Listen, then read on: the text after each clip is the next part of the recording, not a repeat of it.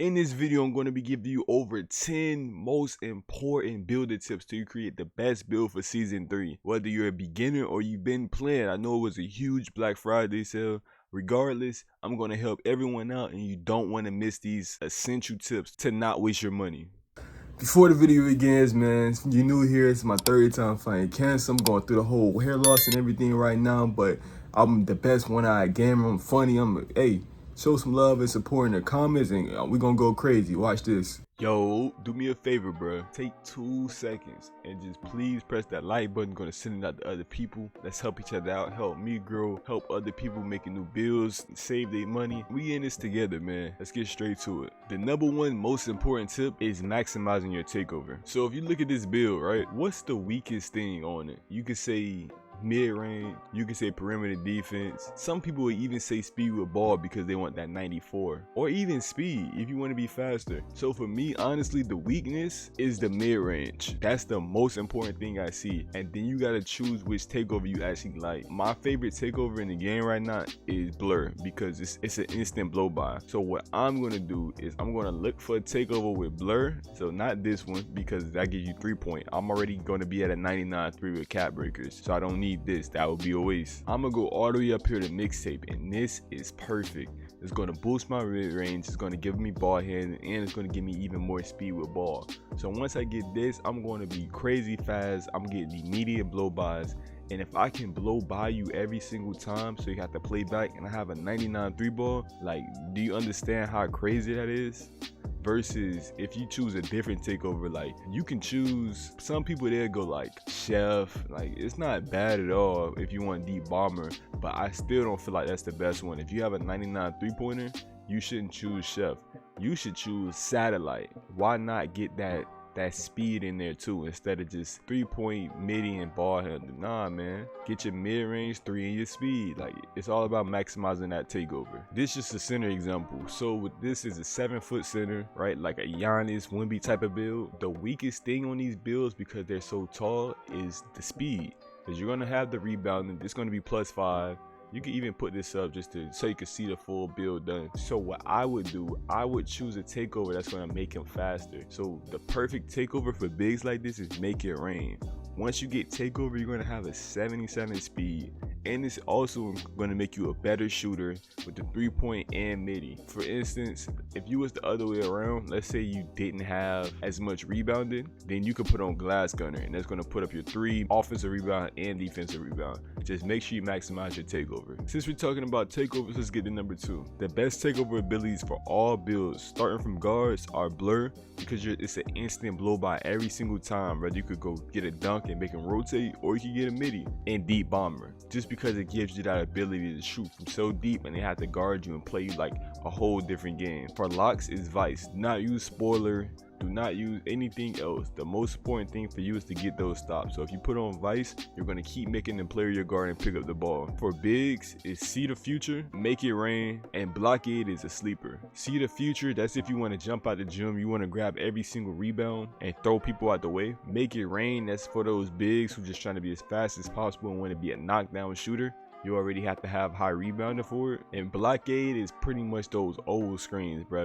If you want to put people on the ground, let's say you don't need the rebounding, let's say your player goes crazy, let's say you can already shoot, why not help your guard out more? You get takeover, instead of being useless and have to wait for the shot to get open, you set a screen and you're instantly knocking people over. Your guard get a free 3. That's beautiful. Or a free midi. That helps out everyone. Number 3, you have to maximize your tier 2 max +1 badge. So most people are wasting or not taking full advantage of their tier 2. Think about it. Most people are using it on dimer just because why not? It's a little unorthodox, but the best builds will be the ones who are elite or getting saved in a tier 2 category. So if you didn't already know, your tier 2 badges changes depending on your height. So let's say you're making a big. So this is 6'9", right? Look at my tier 2s. What would you use your tier 2 on? I'll tell you what most people use it on.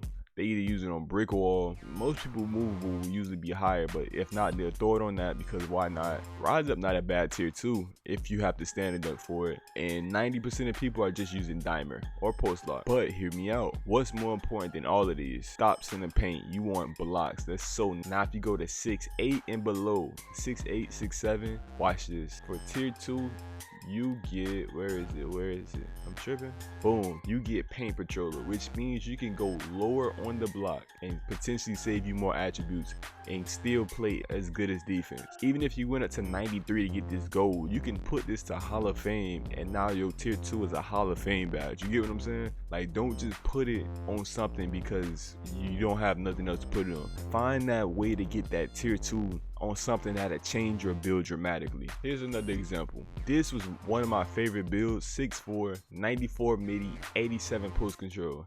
At 6'4" is crazy, but 87 post control. And my tier 2 badge is a Hall of Fame post up boy. If you don't know how crazy this badge is, go back and watch it. But this badge is amazing. No guards can guard you. If you need a bailout and you see anybody on you, you can literally just post spin them. It has to be somebody with crazy interior defense. Most locks honestly can't guard you because their interior is not that high. Most of them have like 74 interior or something like that, but they can't go against, unless they have Hall of Fame gold post move lockdown, they cannot stop Hall of Fame post up for it. Then I have a 99 mid range, right? So not something else I like to do sometimes, I can put post fade phenom on legend. This build, I love it so much because I'm taking full control of my tier 2 badge. What I don't like so much is the speed. It's not terrible, but it's not good for chasing people around screens. So make sure you have a lock on the court. Number 3, different heights have different value attributes. So here's a list from 2K Labs. As you can see, drive and dunk costs a bunch of different overall points, but the cheapest is on 6'8" through 6'9" builds. So if your main thing is going to be dunking, it may be worth it to make your height there. And that goes for a bunch of different attributes. So just play around, test it out, see what you're going to be the main thing you want to do, and then go try to get that height for it. The smaller you are, the more attributes you get. Number 4, not all attributes are worth going that high. So the best and most important attributes are 3-point, mid-range to help with the inconsistent shooting because it has a pure green window. Rebound is next because the offensive rebound are crazy and everyone's getting snagged. Then it's steal, and then maybe the last thing I put, maybe the last 2 things I put is standing dunk and perimeter. So whether you're getting bumpy, you're getting crazy contests, whether you're getting lane steals, you're plucking people, and then the standing dunks, if somebody have 95 standing dunk, good luck, bro. You're gonna get dunked on a couple times. They gonna always pay us dividends. And you know what, I even throw post control in there because the post is low-key crazy if you know what you're doing in it. And to be honest, I'm tripping. You don't even gotta know what you're doing. All you have to do is literally drop step. If you have a high standing dunk, hold square, and the game will do the rest for you. Most people making a build wrong, they don't have enough interior, so you will have a crazy advantage if you go high on the post control. Number 5, post hooks are broken and trash. So don't even make a build expecting the post hook. That's what I did on, let me show you, bro. Let me show you what I did. This is like one of my first builds, my Brian build. Don't get me wrong, he was decent. He a little slow, but remember this is first build that came out. Like small forward, power forward, 70 speed, not too bad. I had a 90 close shot and everything, a 95 post control. Everything else on this build is pretty good. There's barely enough defense to hold my own, but I had a 90 close shot. If I could post hook on this build, because once you post spin, people just back up off you, which was giving me free hooks, but they are broken. 2K have not fixed it yet. So if you expect the post hook like previous years, it's not gonna work. Number 6 is have shooting on your build, bro. Regardless of what your build is, you need to be able to shoot. Now I'm not saying you need a 3-ball, which preferably if you could, I'd say do it, but you at least need to have a mid-range. Inside builds with no shooting at all is literally a waste of space. If your guard is not the best guard in the world, then you're gonna make the game 10 times harder. So do everyone a favor, stop being selfish, and put shooting on your build. The best height for guards are 6'2" through 6'4". Now you can believe what you want about the 5'9s, and I refuse to play on a 5'9 and get shot over. But as you can see, I am a 6'2 fiend. I love the 6'2 builds. To me, the 6'2 is way better than every other height. Then after that, you can go 6'4", just because you got to go one or the other. Preferably do not choose 6'3", like right in the middle of getting nothing. 6'3" gives you the mini marksman, but why not go 6'2" and get way more attributes? And then 6'4", if you really want to make like that that two-way type of player. Anything smaller than 6'2", you lose the ability to get great standing dunks, and you start to get shot over with no contest, and it's just gonna be painful. You get bullied. Number 8, the best height for locks is 6'4" or 6'6" to 6'8". The 6'4" is if you want to be a two-way, but limits your ability to switch on the bigs. The 6'8" is that popper height, and you could tier 2 paint patroller like I told you earlier, so you could guard the ball in everyone,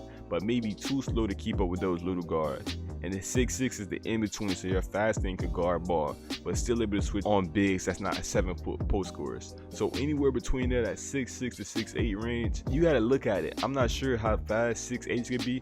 I'm almost positive I've seen 6'7" with like 90 speed, which is amazing as a lot. Number 9, the best height for bigs are either 7 foot due to them getting more attributes / different values, or the smaller builds between 6'8" and 6'9" builds. Do not go in between them. Do not go 6'10", do not go 6'11". It's all a waste. It's either you go 6'8" to 6'9" for a big, or you go 7 foot. No in between. For example, I was trying to figure out what type of big I want to make, so I'm like, let me lab it up real quick. Y'all know I love making builds. I might do like a member thing, because so everybody who's a member, like, they can text me or whatever, and I'll make a build specifically for what they want to do in their playstyle. Where is he? Where is he? Where is that? I deleted the 6'10". That's how bad it was.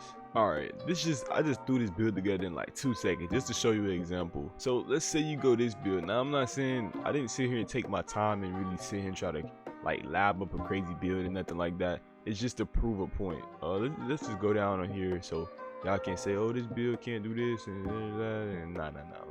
Alright, so this is 6'10". I just want you to see the like difference of what you could get. 74 dunk, 83 midi. This is all mid, all average. Look at your highest stat. Your highest stat is only a 96 rebound.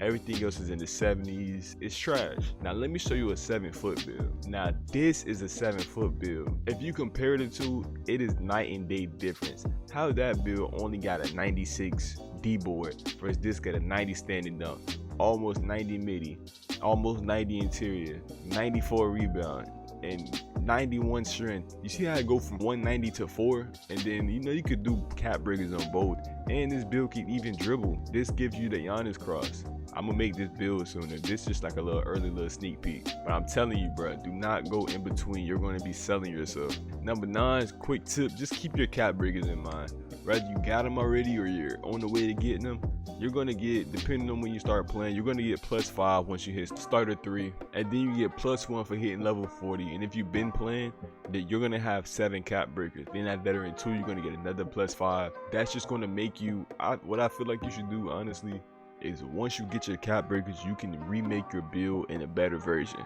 That's what I'm going to do. That's the plan. At least when I hit level 40, I'm going to remake my build because I'm happy with it, but I know a way I can do it better. And I want Bella on my point guard build, bro. Bella is just going to like be game changing for me. Number 10, you got to let the build marinate. Don't instantly make it the same day, same hour you created it. Wait at least 2 to 3 days unless you're 1000% sure and your build completely sucks, then make it. But I'm telling you, the best thing you could do is wait. I do this all the time, and I'll go and re-edit the build, or maybe something new that I found or think about happens, which ends up making an even better build than before, saving me a headache from recreating the same exact build a couple days later to tweak a couple things. Good things come to those who wait, bruh. This is one of the biggest tips to save your pockets. I'm going to give you one more bonus tip, and that's last but not least, you need to have insight about certain badge attributes requirements, and knowing what badges are good or not so good. Click on these 2 videos where I explained the best value for each and every one of the attributes. It got over 30k views and went crazy. Then in my other video, I did a tier list on the best, most important badges for your build. Being 1000% honest, you really need those videos if you want to create the best build possible. It's almost like you talking to me. But if y'all boys enjoyed this video, man, type red if you made it all the way to the end. Y'all boys be safe, stay easy, and God bless, man.